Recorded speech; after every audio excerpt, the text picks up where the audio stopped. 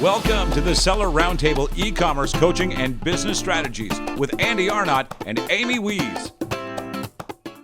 So one of the things that I've been testing a lot on my own account and getting some pretty interesting results from, and I'm interested if you guys are doing that at all, is day parting. Are you guys doing any day parting for your clients, or we are not?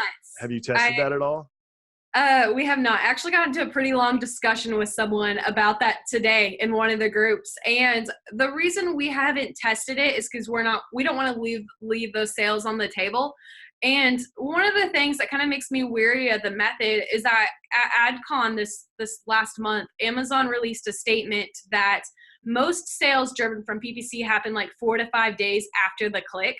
So if we're optimizing based on the click, I mean, we don't really know when they're converting on that sale. Like, it just depends. So it's like, we all know the issues in lag in the data reporting on Amazon. So I don't think there's a really clear method to correlate when a click happens, when the best conversion is for a click, because you don't know if the sale is going to happen at the moment or 4 to 5 days from now.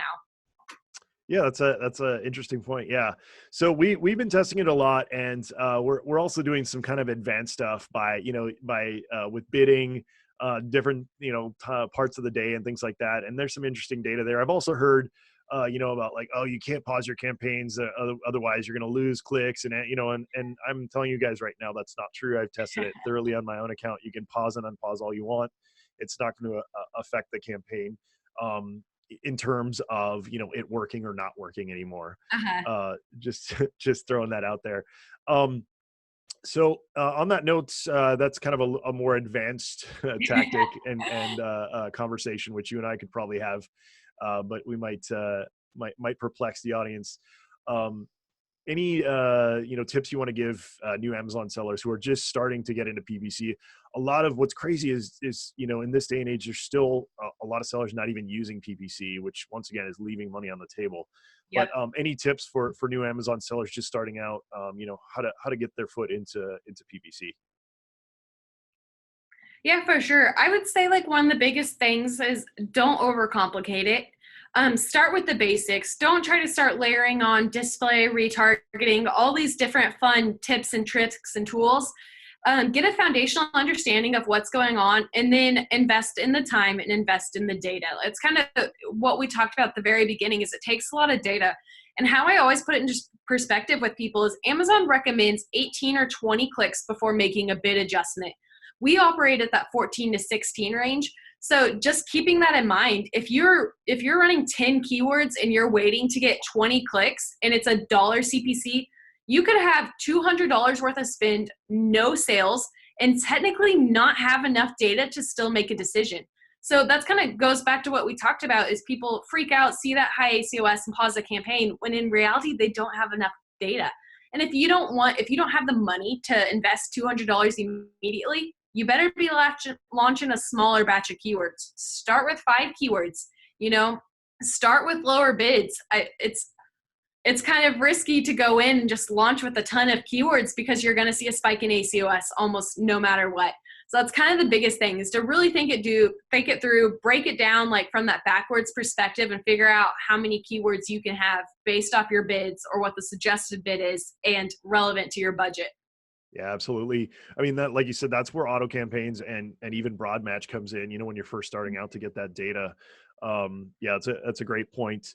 In terms of, headline ads, product targeting ads, so many sellers are not utilizing those two ad types. And to me, it's like, once again, leaving so much money on the table because so many people don't want to invest the time, and it's like over their head. And they think it's like this crazy, complicated thing, but in reality, it's very, very similar.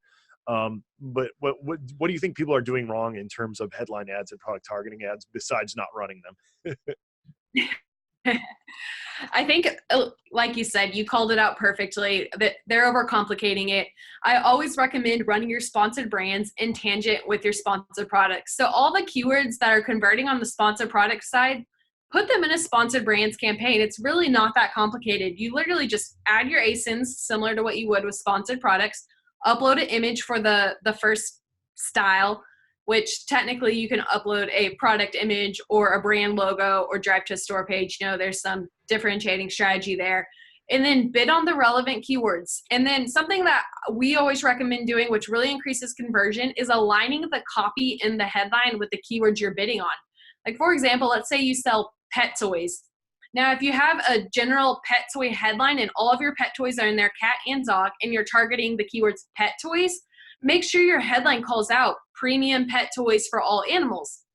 Now, let's say you only want to put cat toys in that headline. Don't keep it as premium pet toys for all animals. Put your cat products in that headline and make sure your copy's aligned with that. You know, the easiest thing to do is throw up one general headline for all of your products, all of your targeting. It decreases conversion. Like, if a consumer types in something about cat toys and then sees a headline about cat toys, they're way more likely to convert. Another quick tip is don't drive people to a store page unless it's a branded campaign. So now if they're looking for Coca-Cola or let's see, like Johnson & Johnson have a ton of products, a big variety, then you could drive them to your store page because a consumer's looking for something more broad, you know, any Johnson & Johnson products. They want to see your full line. But if they're looking for something specific like Johnson & Johnson bath soap, drive them to a landing page with just bath soap. If you give a consumer the option to see all these other choices, it's going to be paralysis by overanalysis, and they're way less likely to convert. Send them to a landing page. Don't give them any other choice. Let them be able to purchase with one click. Yeah, absolutely. That's a great point. That's one of the biggest things we see.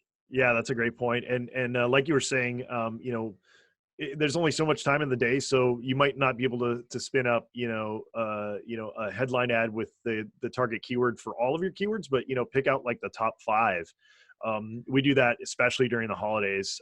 We have some holiday keywords that we target pretty hard, and we always include it in the copy. And yeah, I mean, that's what people need to see that visually to be like, oh yeah, that's what I'm looking for. I mean, that's why, I wish that Amazon, and I'm sure they're working on it, because I feel like they just log into AdWords and see like, oh, that's a good idea, let's do that.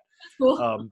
But dynamic keywords, so like in AdWords, if you guys use AdWords, you know, you can put a keyword flag and it'll automatically pull a keyword into that ad. I'm hoping that Amazon has that someday, so we can just spin up one ad and get that relevancy and that targeting.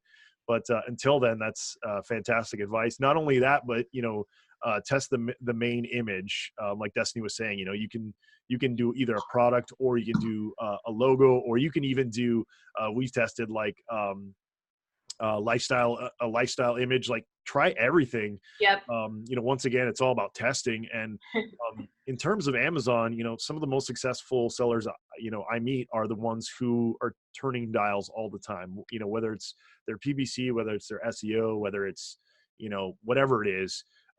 Don't be afraid to test, because that's where you're going to end up, tripping onto something that, somebody else isn't using, or you haven't heard about, that might be working really well in terms of, your brand or your sales.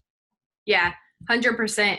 And then related to product display ads, one of the biggest mistakes I see there is people also run them and leave them. Those need to be updated pretty frequently, because if you think about it, rank changes all the time, and you always want to be targeting the people that are on page 1, maybe page 2, but really who goes to page 2.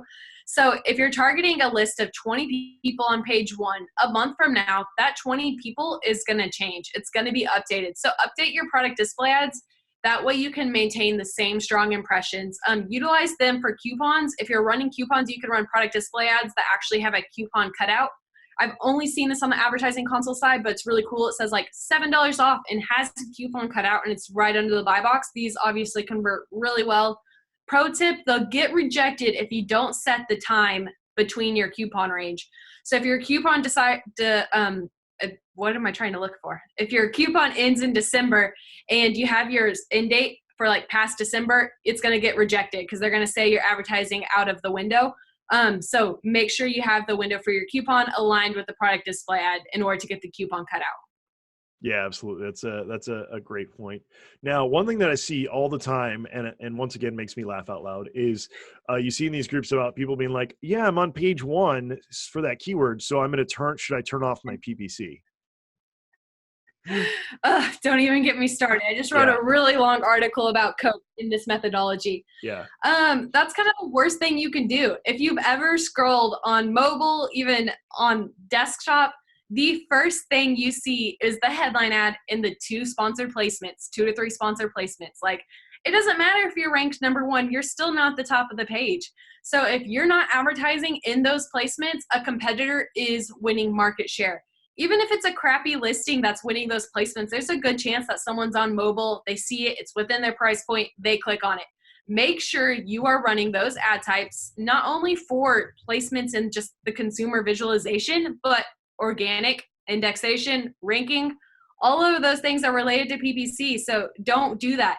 And besides that, if you're already ranked on number 1 for that keyword, your conversion rate on the ad side is probably going to be pretty good. So invest in it. It's the price to pay. Like, make sure you're investing in it. Yeah, absolutely. I like to use the analogy similar to like you were using earlier. If you were walking to a store and you go into an aisle, and it's shelves, would you want to be on 3 of those shelves or just 1? To me, it's like you have if you're got the headline ad, then you got the sponsored product ad, then you got like the organic, if you're in the top 3, you have 3 chances now to convert that person who is searching for that exact product. So to me, that's an investment worth making. And like you said, you're also keeping your competitors from moving into that space and taking market share away from you. Something else you can do as well is if you have any variations, run them all in separate sponsored products campaigns targeting the same keywords, so you're more likely, like you said, to show up in all those placements. We also run product display ads in the same methodology. With our variants, are targeting our other variants. For 1, protective reasons, so that way competitors aren't there. And for 2, so a consumer can see our full product line without actually clicking into all the tiles. It shows up under the buy box, underneath the bullet. It's like, it looks great. Yeah, so many people don't do that brand protection, bidding on your own related products to keep competitors out. Yeah, that's a fantastic point. On that note, I just took a note about to discuss this, are brand targeting. So many people don't do this, even just bidding on your own brand name. Like, so many people don't do this. And we do this. And once again, this is where we get the unicorn ACOS of like 3%. And a lot of people would say, well, but they're looking for you already. But once again, you're protecting your search there, because if your competitor is bidding on your brand and they're selling a like product, they might click on that brand's instead and buy theirs instead of buying yours. So, protective play is something, to really think about. The other thing that we love to do that we see very few other sellers doing is competitor brand ads. So just keywords that relate to your competitors. Once again, we see crazy good ACOS for that. Now, the caveat to that is a lot of times Amazon won't index your product for a competitor's keywords, for a brand name and things like that. There's some ways you can get around that, which is a whole nother podcast. But Destaney, are you guys targeting competitors? And if so, how are you doing it? Yeah, 100%. So like you said, indexation is always an issue, but there are different ways around that to kind of trick the indexation. But a good scenario we have is we have a pretty dominant brand in the baby category. And we actually had another brand in and copied to a T our listing, our imagery. They literally took our imagery, changed the colors, and posted it. And they tried to launch this new product. So the first thing I did is launch product display ads on every single one of their variations. And then I ran that in alignment with sponsored brands and sponsored products ads. Now, with product display ads and sponsored brands ads on Advertising Console, you have the opportunity to write a content call out of your competitive advantage.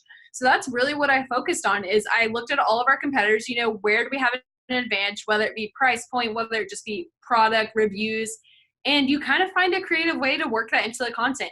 Yes, you may get a rejection for not following the guidelines, but as long as you're not writing something ridiculous, it's going to be a one-time flag. Keep testing, keep pushing the limits till you get something good accepted, and then make sure you're targeting your competitors because they're going to be targeting your placements. So with this specific scenario, we're operating at under a 20% ACOS right now, which is pretty cool. And this brand is going to really struggle to scale when anytime someone searches for their name, they see our product with upwards of 1,000 reviews versus this new launch with under 30 reviews. Like, it's common sense.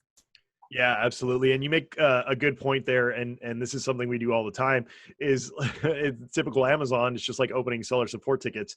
If somebody boots something the first time, try it again because Yes. the next person might approve it. So, you know, what Yes. we'll do is if we have something in there that's maybe a little, you know, sketchy or, you know, maybe not perfectly within the realm of acceptable to Amazon, we'll just change, you know, a few things, resubmit it, and then we'll get the approval. So, you know, definitely something that you can try to do.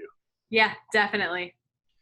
Cool. All right. Well, guys who are joining us, guys and girls who are joining us live, if you guys have any questions, I know we've kind of like went fast and furious here, and Destiny and I are kind of on a higher level when it comes to PPC. So this is all like, you know, we could do this in our sleep, but you know, we covered some advanced stuff here. So if you guys have any follow-up, you know, to what we've talked about, or if you guys have any more questions for Destiny, please go ahead and drop those in the chat. Anything we didn't cover today, Destiny, that you want to share? Nothing too crazy. I mean, we can always touch base on retargeting ads. What I've seen there, video and search beta is supposed to be rolled out in December. I know closed beta has already been rolled out in accounts. So if you see that, I'm really jealous. Open beta will hit in December. This will be a fantastic opportunity. Everyone needs to be creating video creatives. One, for your listing, it increases conversion. Two, this is a brand new ad type. So you want to get as much data as possible early on. And that's how you win market share. You test, you play around with these kind of funny new things. Retargeting, for example, it's off platform, terrible conversion so far. But if you have the money to invest, run it for $5, low bid, collect data. The algorithm's only going to get better. It's no harm, no foul to keep it in the background, make sure it's collecting data at $1 to $5 a day, like one click a day. Hey, it's better than nothing. So things like that are things that we need to look for and make sure we're preparing accounts for. Yeah, see, I think because of our ad spend, we get invited to all the betas, which is always fun. We didn't get invited to video yet, which is interesting. But we have like history just got enabled in our account, and Yes. we've had sponsored display for like over a year. And yeah, I tested it a bunch, and it is terrible. But I went back to it. I actually, you know, reduced the bids and pretty much got no impressions on the one I created when the beta first launched. And I went back and did another one. And this one actually is performing decently. But what I'm doing is just to make it easy is I'm just you know, putting all my products into one basket and retargeting, because to me it's like a retargeting ad doesn't really, you know, it doesn't need to you know, be sectioned off to get great results on that. And then I'm just seeing what products are converting on offsite and what's not, and then just turning off the products that aren't converting, at least for now until it gets better. But like Destiny was saying, you know, Amazon on all these campaigns is using AI to figure out, you know, what's working and what's not working for you, especially on those auto campaigns. Usually those auto campaigns, the longer you let them season, the better they get. Oh, I know something we didn't cover too much, Destiny, is dynamic bidding. Have you guys been using that? You know, have you had success with it? Also the placement adjustments. Have you guys been using that as well? And you know, how are you guys fitting that into your strategy? For both of those, like the auto campaigns, new targeting as well, I feel like can be added into that. Yep, absolutely. One, it's just another lever to pull to make my job more difficult. Yeah. So dynamic bidding, we do all bidding in-house, so I do not play around with that whatsoever. If it converts well, I want to be in control of increasing my bidding. I don't want Amazon to be in control, just because we've seen issues with that in the past. It historically does not outperform our in-house software.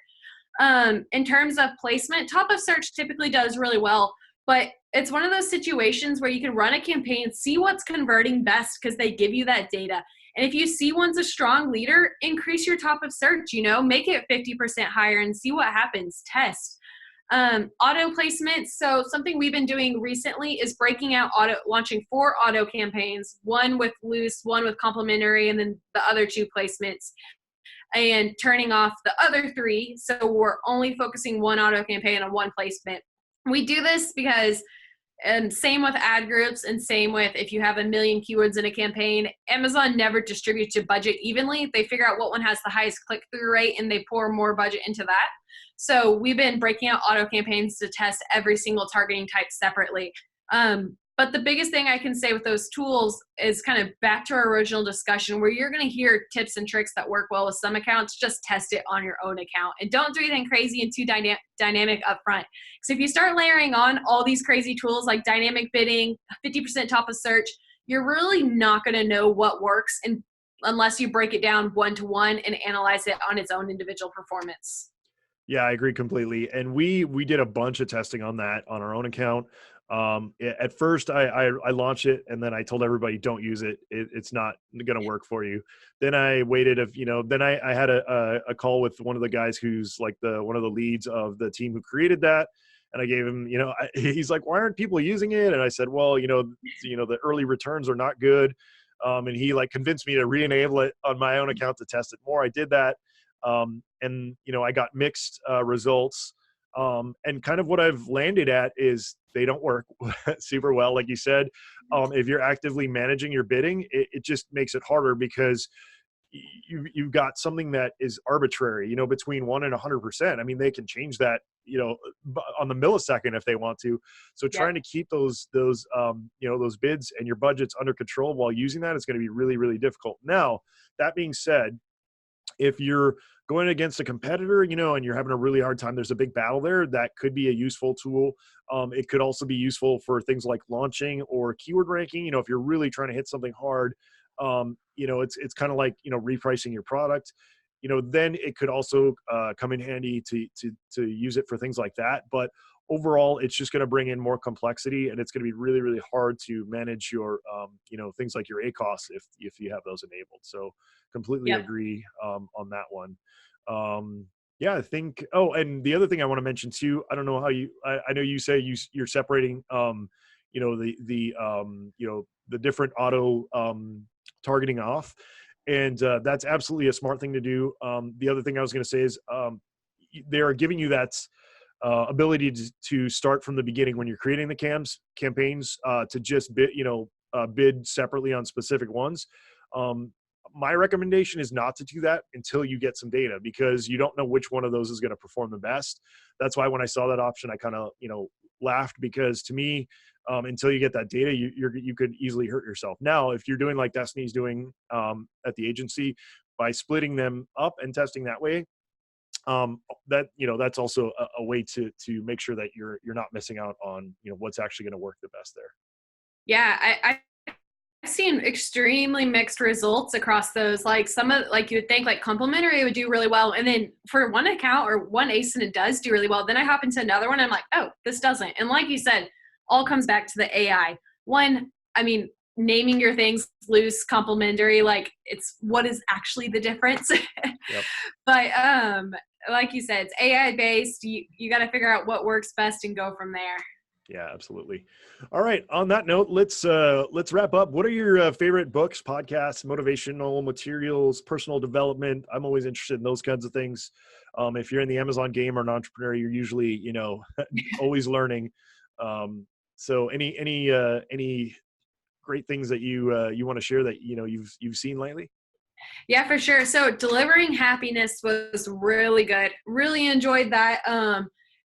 Two of the biggest calls I have from that are the focus on customer service, which is super aligned with Sam Walton's book, and the focus on don't outsource your core competency. That was really cool call out. And then I really like Shoe Dog. That's the Zappos book, right? Yes. Yeah. Yes. Okay. Yep. That was a good one. And then Shoe Dog is one of my top favorites, mainly because Nike's my favorite brand. But fail fast is like such an important call out in entrepreneurship. I mean, every day's a roller coaster. There's days where you wake up and you're like in heaven and pumped, but then there's days where it's like, oh my gosh, what's happening? So being able to fail quickly and test and learn, I think, is two of the biggest things I pulled from both of those books.